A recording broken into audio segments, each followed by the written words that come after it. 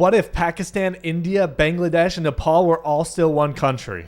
Let's see what it would be like. If you want to check out our India vlogs, we traveled to India recently, actually last summer. So if you want to check out the vlogs, link in the description. But first, a word from our sponsor, Wondershare Demo Creator. It's a new screen recording software that has many epic features. Have you ever wished, man, I want to make some gaming videos, but I don't want to show my sweet face? Well, you can become an AI character for anything you record. Wow, check that out. And also for epic gamers, if you want to have a green screen effect but you don't have a green screen yourself, they have this epic AI feature that can recognize and cut it out for you. Unlike other screen recorders, demo creators made it very easy to edit your streams and recordings after you filmed it. You can change the position of the webcam and even cut out if you're losing. It's super easy to use, anybody can get on it and have screen recordings like a pro. Free to try at Wondershare Demo Creator. Link in the description. Let's do this. This video was made possible by Squarespace. Start building your website for 5% off. Also in terms of the region's population and cultural impact on our world. Currently, 7 different countries exist in the region: India, Pakistan, Bangladesh, Nepal, Sri Lanka, Bhutan, and the Maldives. So, what would it look like if all 7 of these modern countries united overnight to form a new and larger country that we'll be calling for simplicity Greater India? Well, for starters, the new country's population would be gargantuan. Yes, it would. 1,728,904,000 Surprisingly, people. not that much bigger than India already. The entire world's population. Doesn't Almost even double. 1 out of every 4 people. That is more people than live in North America, South America, the Caribbean, and Europe combined.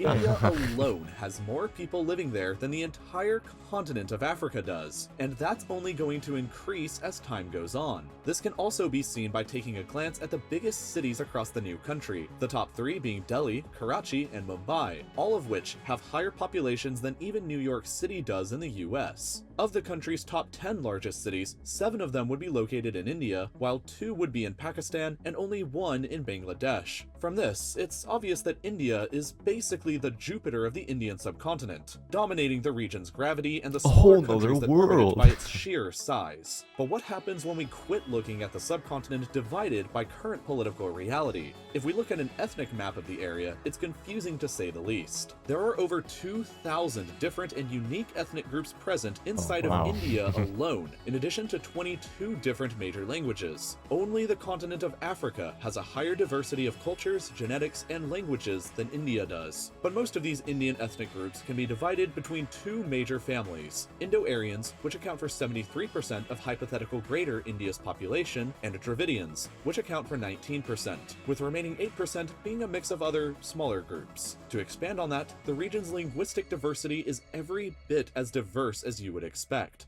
About 1/3 of the population would be able to speak Hindi, 15% would speak Bengali, another 12% would understand Urdu, while the Punjabi, Marathi, Telugu, Tamil, and Gujarati languages would all have significant representation as well. 4 of the world's most significant religions were like born 5% would still be an insane amount of people. Yeah. 1.7 billion. Inside India: Hinduism, Buddhism, Sikhism, and Jainism, all of which continue to have a significant presence. Hinduism would make up the vast majority of hypothetical Greater India at 63.6% of the population, while Islam would be a significant minority at 31.4%. Christians would only make up 2%, Buddhists would be represented by 1.7%, and Sikhs would make up the final 1.3%. Interesting that even in this massive Greater India, we saw multiple churches when we were in Mangalore. It was like as many churches as there was like mosques. So maybe Mangalore was more of a Christian. Yeah, maybe. With other religions only having a tiny following. About 34% of Greater India's population would be living in cities, with the remaining majority of the hypothetical country residing in the countryside. Perhaps the most challenging problem for the new country would be the region's economy. Hypothetical Greater India would have a combined nominal GDP of $3.4 trillion US, which would make it the world's 5th largest economy. But considering that India alone is already the world's 6th largest economy, all of the additional countries added in would only make it surpass the United Kingdom's economy, while remaining just behind Germany and Japan. In terms of GDP per capita measured in purchasing power parity, the average citizen of this country would be earning $7,265 per year,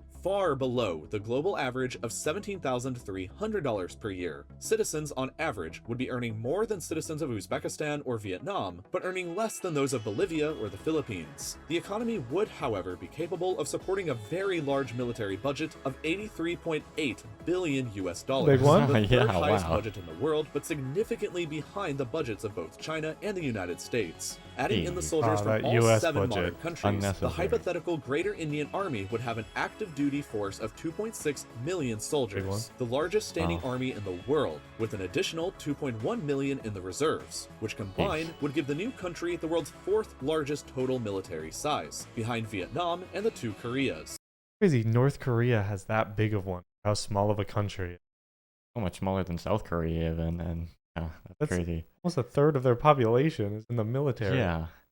The heck?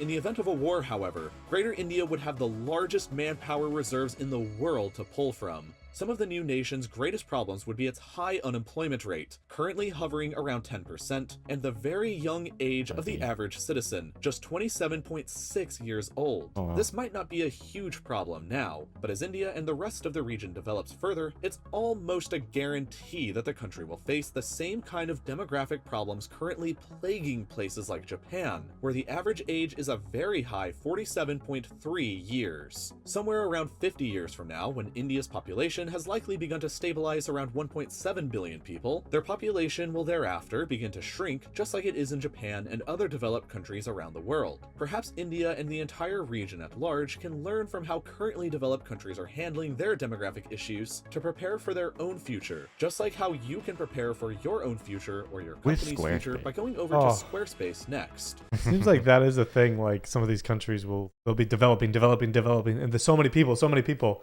and then they like don't prepare for the inevitable. Yeah. So you would think that possibly in the future we'll be able to do that in other countries Yeah. that's happened. So hopefully you guys enjoyed the video. We get to see what would happen, all those populations, the people, the religions, everything. if they all combine. Amazing. Hopefully you guys enjoyed. Check out our travel vlogs of us in India. We hopefully will go to the other places in the greater India region as well. So watching. Bye.